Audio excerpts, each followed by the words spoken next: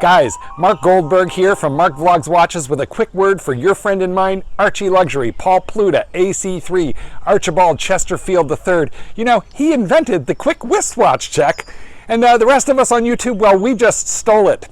Help keep Archie full-time on YouTube by liking this video, watching this video, tell your fuckhead friends, and make sure to subscribe to his Patreon. And now, ArchieLuxury.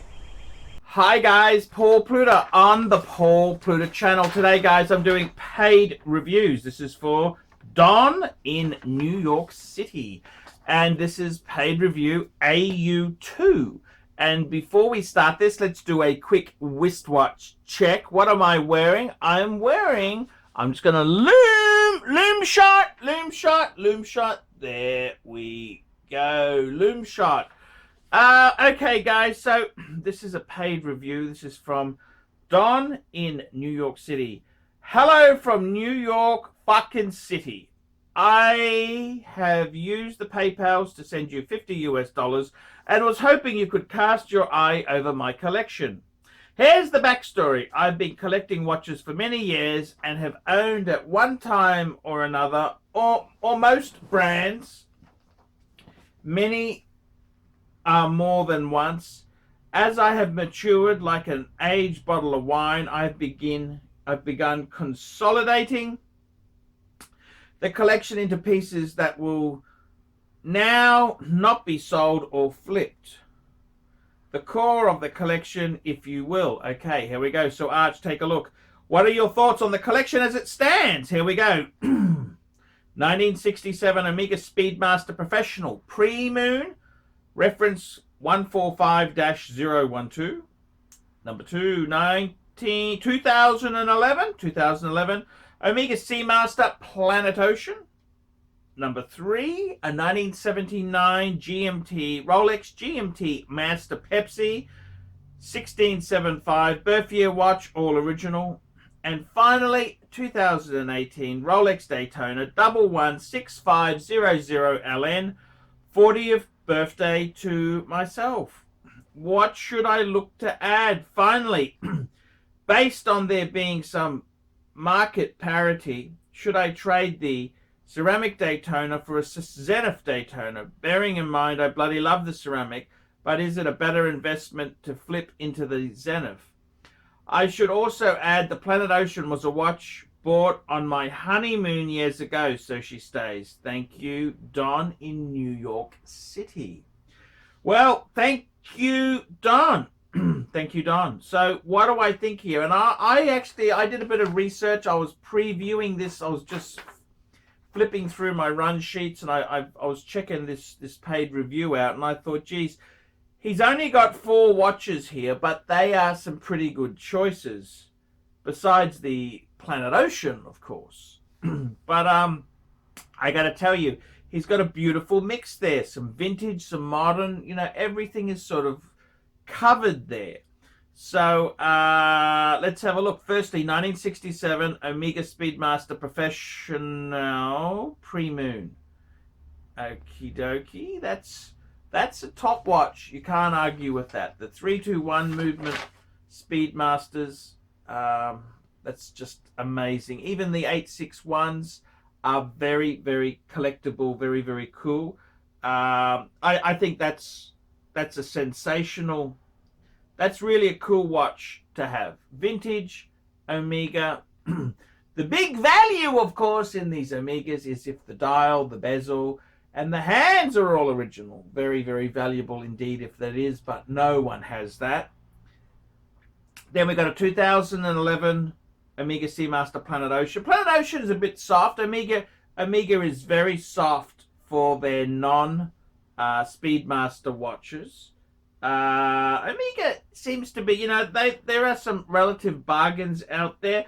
Would I recommend someone buy a Planet Ocean? Not necessarily, but in the same token, the Planet Ocean is a very cool diver. It gets things done.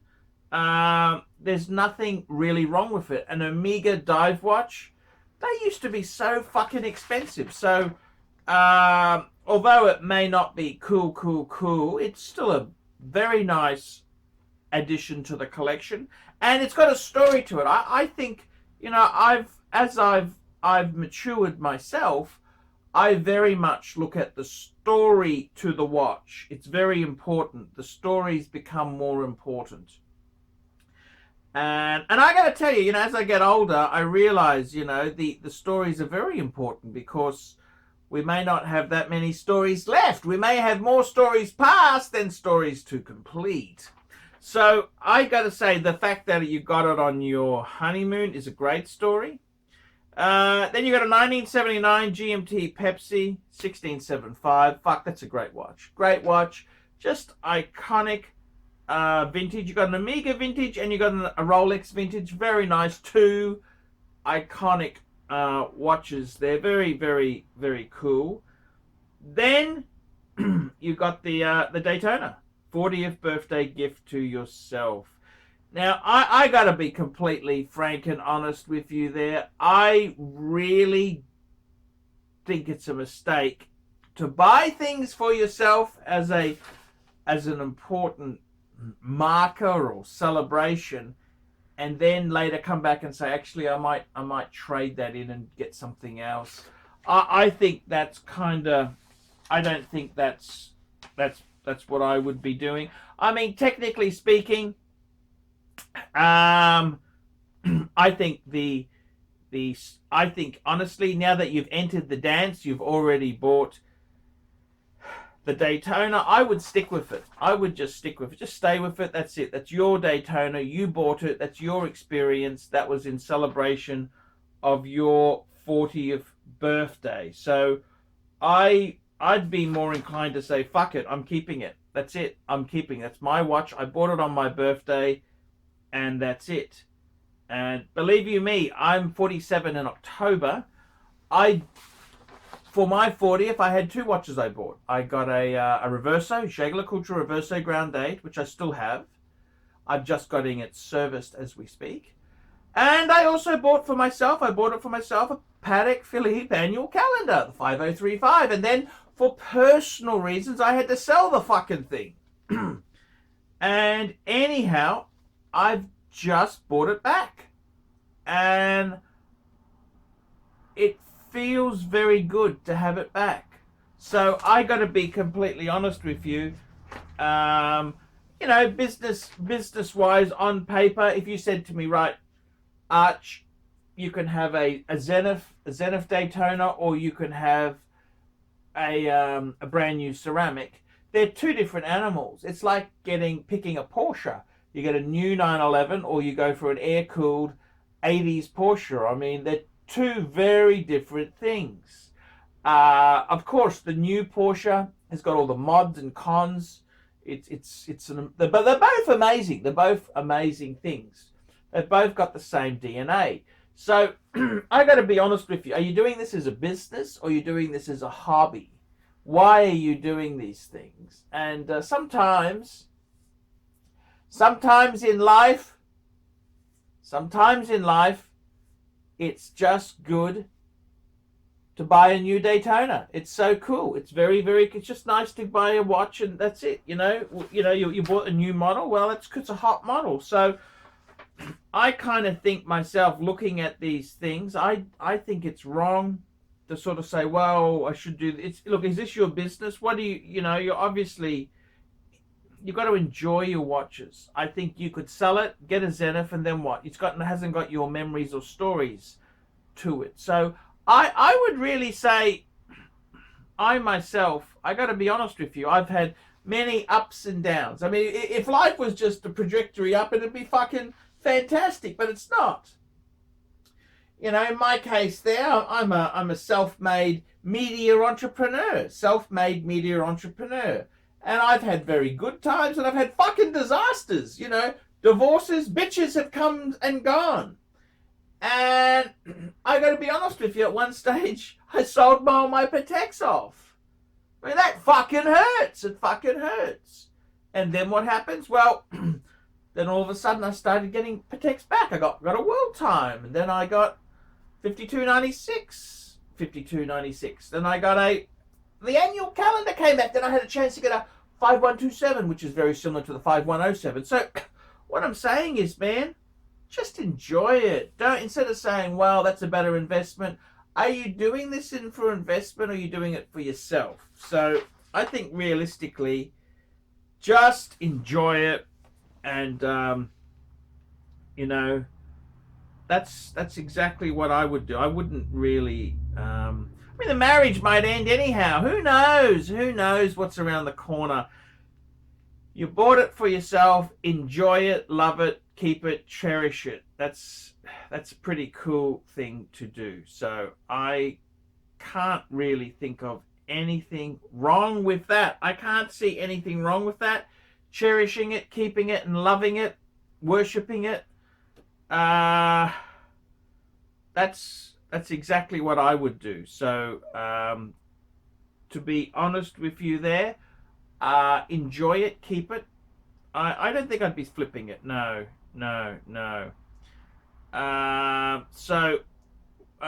What should I look at adding? So I wouldn't be swapping things. I'd be adding some more things.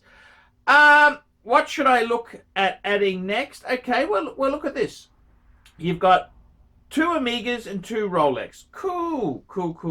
You know what'd be really cool? That's a nice selection. Very, very nice selection. Vintage, modern, Amiga, and okay, that's a beautifully 4-piece collection. Why don't we add now a really nice fucking dress watch? You know, I would add perhaps a Patek Philippe.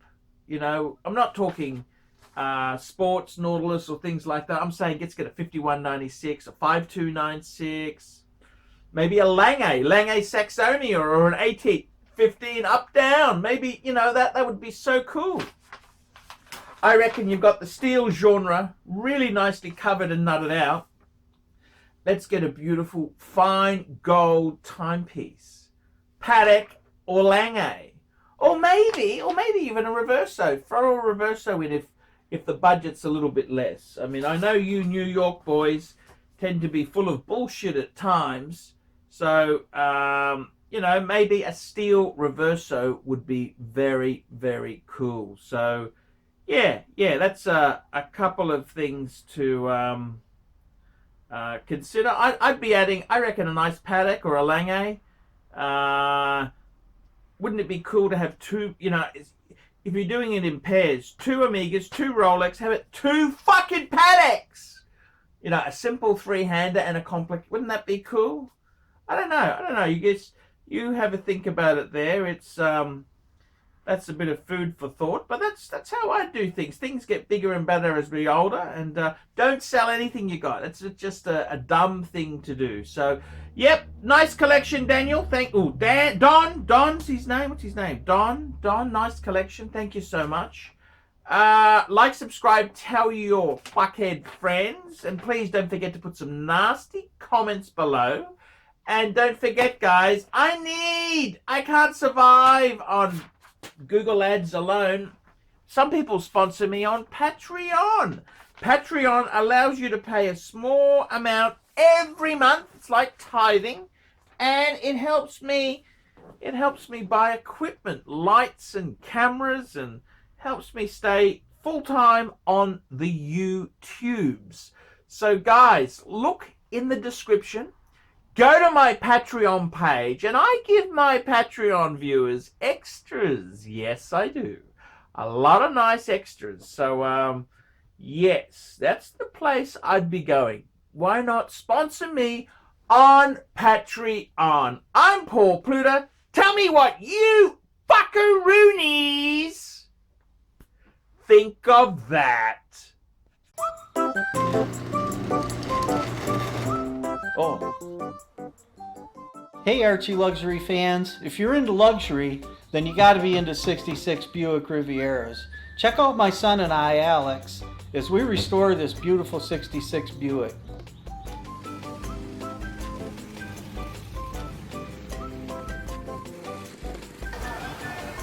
Neighbors are having a picnic, you know, having fun and stuff. Me, I'm doing cars. It's what I've done my whole life.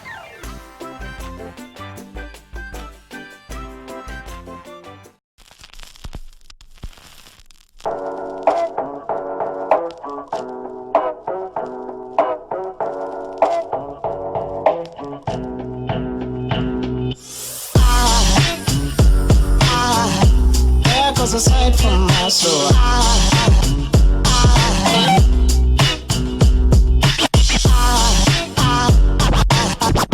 There goes a sight, there goes a sight. Now there goes a sight from my soul. There goes a sight from my soul.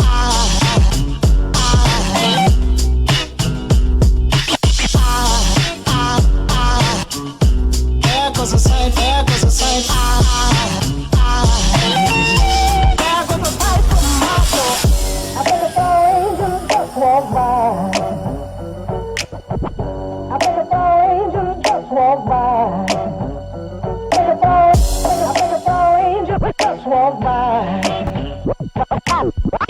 I think it's all angels just walk by.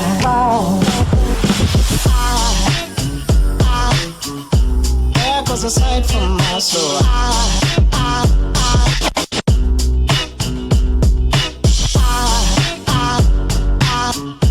There goes a sight, there goes a sight.